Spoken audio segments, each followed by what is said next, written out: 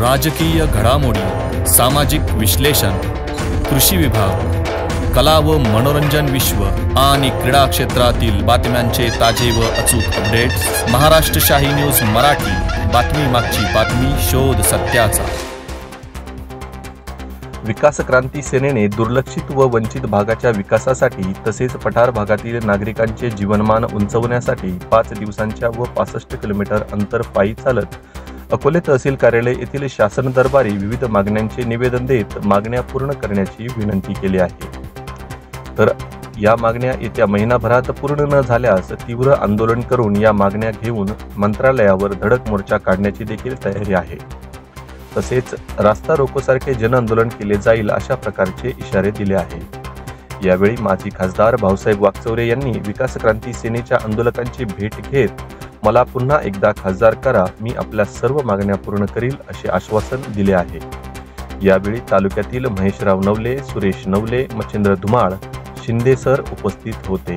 Bureau report, Maharashtra शाही news, Akole. Akole आणि संगमनेर पठार भागातील आमचे सर्व तरुण कार्यकर्ते आज तहसील कार्यालय आपलं म्हणणं मांडण्यासाठी पायी दिंडीनं 65 किलोमीटर पायी चालून आलेले आहेत। खरं म्हणजे या तरुण मित्रांचं मी स्वागत करतो। खरं म्हणजे विकासासाठी पायी दिंडी काढावी लागते आणि आज तरुण रस्त्यावर येऊन आपल्या आवरळा ठोकतं हे मात्र सर्वांच्या दृष्टीनं दुर्दैव आहे। अकोले तालुका हा तसा आणि पठार भाग हा तसा अत्यंत दुष्काळी पट्ट्यातला आणि अत्यंत ज्याला अंदमान निकोबार असं मी नेहमी म्हणतो की या भागामध्ये दळणवळणाची कोणत्याच प्रकारची साधनं नाहीत। स्वातंत्र्यात आणि स्वातंत्र्यानंतर पूर्वी देखील हा भाग पूर्ण दुर्लक्षित राहिलेला आहे।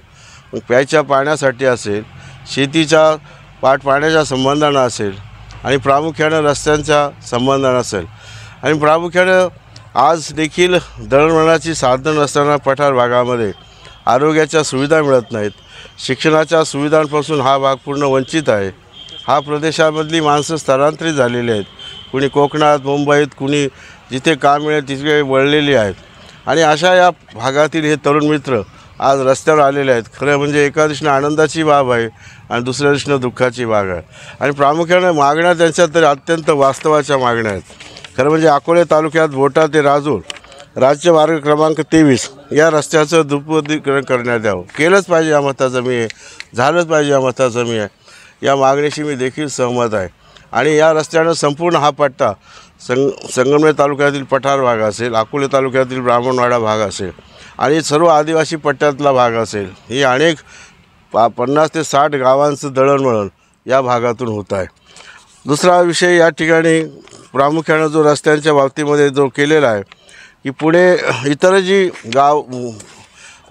जी रस्ते आहेत म्हणजे राजूर ते घारगाव असेल, राजूर ते कोतुळ असेल किंवा अकोला ते कोतुळ असेल किंवा कोतुळ ते ब्राह्मणवाडा असेल, हा जो मार्ग आहे संपूर्ण आज इतका उखडलेला आहे, पूर्ण नादुरुस्त झालेला आहे। या रस्त्याने साधी बसमध्ये चालवणं आणि गाडी चालवणं मुश्किल झालं आहे। खरं म्हणजे हे सर्व रस्त्यांचं ही सर्व स्टेट हायवे आहेत, या स्टेट हायवेचं राज्य सरकारने दखल घेऊन खऱ्या अर्थानं या आदिवासी पट्ट्यामध्ये या भागांचं, या रस्त्यांचं नूतनीकरण केलं पाहिजे, दुपदरी चौपदरी केले पाहिजेत आणि या मागणीसाठी देखील आमचं पूर्ण समर्थन आहे। प्रामुख्याने या भागामध्ये धरणाच्या बाबतीमध्ये चिलीवाडी धरणातून जलउपसा करून कस नदी बारमाही झाली पाहिजे। खरं या भागात पिण्याच्या पाण्याचा गंभीर प्रश्न आहे। आजही काही भागामध्ये जवळे, बाळेश्वर वगैरे मी व्हिडिओ होतो 1990ला मला सांगितलं की त्यावेळेला इथे टँकर चालू होता आणि आजही टँकर चालू आहे।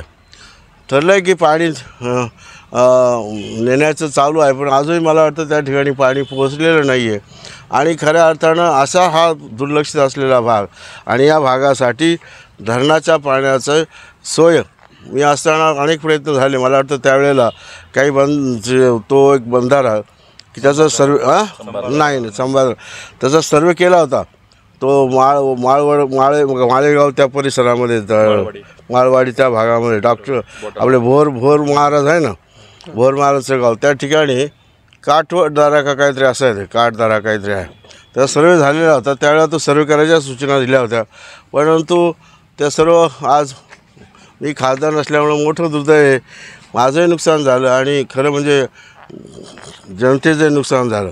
नाही त्या रेट्यानं आज त्या गोष्टी झाल्या असो, परंतु या ठिकाणी सांगितलं पाहिजे की हे जे धरणाचं पाणी आहे ते धरणाचं पाणी खऱ्या अर्थानं आज ते पुणे जिल्ह्यात वाहून जातं आहे. ते पाणी इकडे वळवून किंवा इकडे टाकून या चिलेवाडी धरणातलं पाणी कस नदीमध्ये टाकून ते त्या भागाला वरदान ठरणार आहे आणि अशा प्रकारचा प्रयोग सहज शक्य आहे.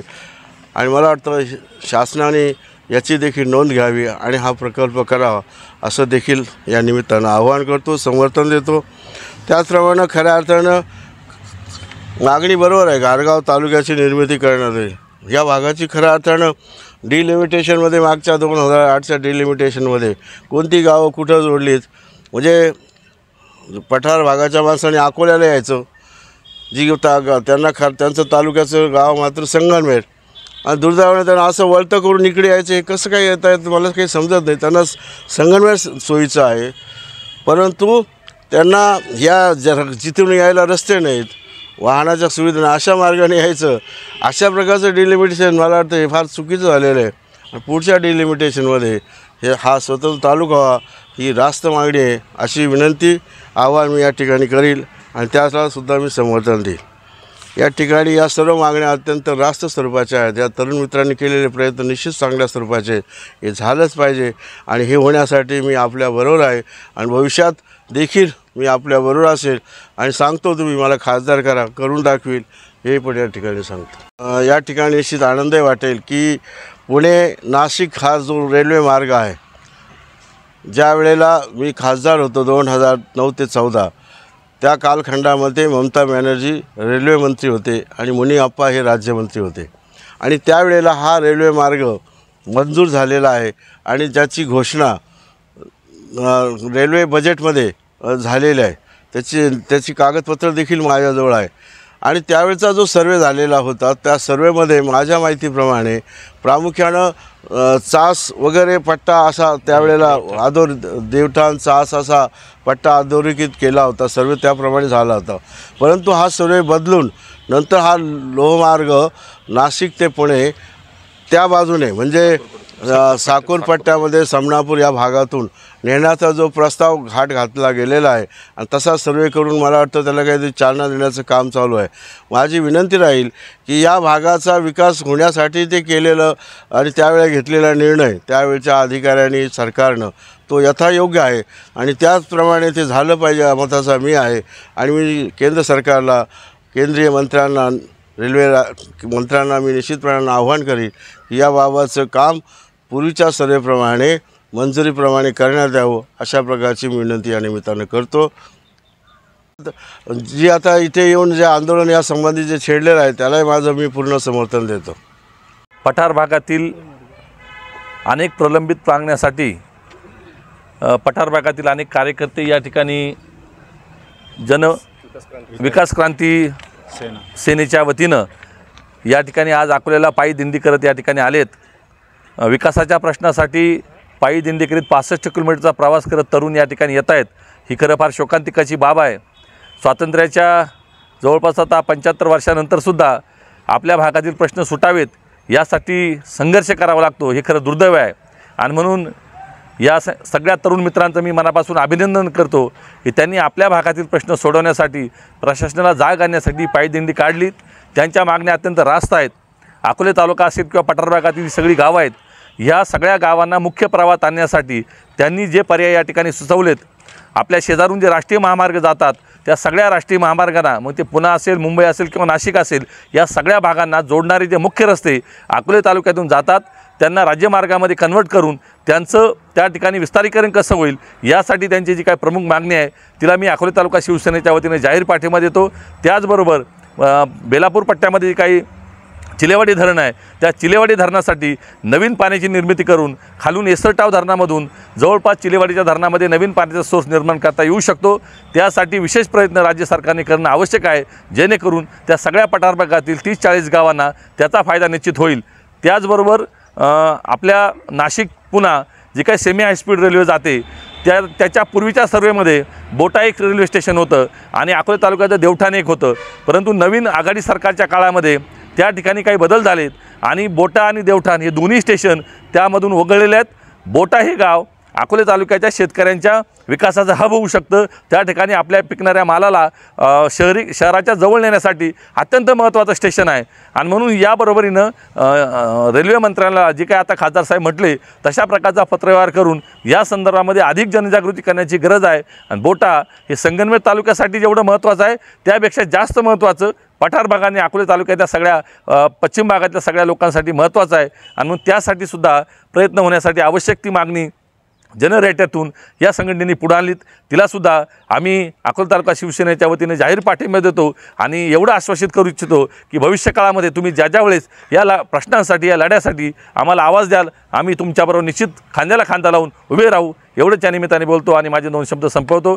जय हिंद, जय महाराष्ट्र. आज अकोले तहसील कार्यालयावर बोटा गावातून आणि परिसरातून अनेक शेतकऱ्यांचा गेली 65 किलोमीटर 4 दिवसापासून पायी दिंडी काढत आज हा मोर्चा अकोले तहसीलवर येऊन धडकलेला आहे. मित्रहो, बोटा आणि पठार भाग अत्यंत पाण्यापासून वंचित असलेला भाग आहेत, रस्त्यांपासून वंचित असलेला भाग आहेत आणि म्हणून ह्या विकास क्रांती सेनेच्या माध्यमातून अनेक युवक कार्यकर्त्यांनी याच्यामध्ये सहभागी घेऊन ही चळवळ या ठिकाणी उभी केलेली. सर्वात प्रथम या चळवळीला मी अकोले तालुक्याचा शिवसेनेचा उद्धव बाळासाहेब ठाकरे शिवसेने गटाचा तालुका प्रमुख म्हणून सर्वप्रथम या चळवळीला या लढ्याला पाठिंबा देतो. आणि हे काही त्यांच्या जे काही मागण्या आहे, अकोला तालुक्यातील जो बोटा राजूर क्रमांक 23 या रस्त्याचे दुपदरीकरण झाले पाहिजे, अत्यंत रास्त आणि योग्य अशी मागणी आहे. कारण जर रस्त्याचं दुपदरीकरण झालं तर दळणवळणाचे अनेक प्रश्न संगमेर असेल अकोला तालुक्यामध्ये येण्यासाठी शेतकरी असतील, व्यापारी असतील, सर्वसामान्य विद्यार्थी असतील यांच्यासाठी होणार आहेत. त्यानंतर पुणे ते नाशिक हा जो काही रेल्वे हायस्पीड रेल्वे या ठिकाणी मंजूर झालेली आहे आणि तो रेल्वे या ठिकाणी आता सध्या काम सुरू होणार आहेत. मित्रो, ज्यावेळेस एखाद्या तालुक्यातून एखाद्या गावातून रेल्वे जाते, रेल्वे गेल्यानंतर त्या रेल्वेचा अनेक अर्थाने फायदा त्या गावातील त्या विभागातील शेतकऱ्यांना या ठिकाणी होत असतो. त्यामध्ये मग दळणवळण वाढलं जातं. शेतकऱ्यांचा जो काही शेतीमाल आहे त्याला वाटलं पुण्यावरून मुंबईला जर पाठवायचं आहे, नाशिकवरून मुंबईला पाठवायचं आहे तर निश्चितपणे त्या रेल्वेचा सर्वसामान्य शेतकऱ्यांना असतील प्रवाशांना फायदा होणार आहे. आणि म्हणून पहिल्या ज्या सर्वेमध्ये देवठाणला रेल्वेचं स्टेशन होतं, परंतु नंतरचा सर्वे झाल्यानंतर हा पूर्ण मार्ग बदलून आता तो मार्ग शाकूर त्यामधून समनापूरच्या वडगाव पानच्या त्या दिशेनं तसा हा वळवण्यात आलेला आहे. आणि म्हणून दुसरी मागणी या बोटा आणि या ग्रामस्थांची ह्या चळवळीची का ते स्टेशन जर बोटा या ठिकाणी झालं तर बोटा हे अकोला तालुक्यातील विधानसभा मतदारसंघामध्ये येतं. बोटा हे आमच्या तालुक्याचं अकोला तालुक्याचं अगदी जवळ गाव आहेत आणि बोट्याला जर हे रेल्वे स्टेशन झालं तर निश्चितपणे त्याचा संगमेर आणि अकोला दोन्ही तालुक्याला फायदा होईल. आणि म्हणून ही सुद्धा मागणी त्यांची योग्य आहेत. अशा अनेक चिलेवाडीच्या धरणाची सुद्धा त्या ठिकाणी आपण जर बघितलं उन्हाळ्यामध्ये प्यायला पाणी मिळत नाही, शेतीचा विषय सोडून द्या. आणि म्हणून चिलेवाडी धरणामधून जर आपण त्या पाणी जर ते आणलं तिथं आणि त्या ठिकाणी जलसिंचन जे काही पळसुंदे आणि ते 2 येसरटावचे जे काही तलाव आहे ते तलाव भरून जे पाणी पुणे जिल्ह्यामध्ये जाते तेच पाणी जर आपल्या या चिलेवाडीच्या धरणात आणलं तर निश्चितपणे बेलापूरपासून ब्राह्मणवाडा, बेलापूर, बोटा त्या सर्व कुरकुटवाडी त्या गावांना त्याचा शेतकऱ्यांना लाभ होणार आहे. आणि म्हणून ते पाणी जर या ठिकाणी वळवण्यात आलं तर निश्चितपणे आमचा हा बोटा परिसरातील शेतकरी त्याची जमीन उलीचा खाली येईल आणि तो सुजलाम सुफलाम झाल्याशिवाय राहणार नाही.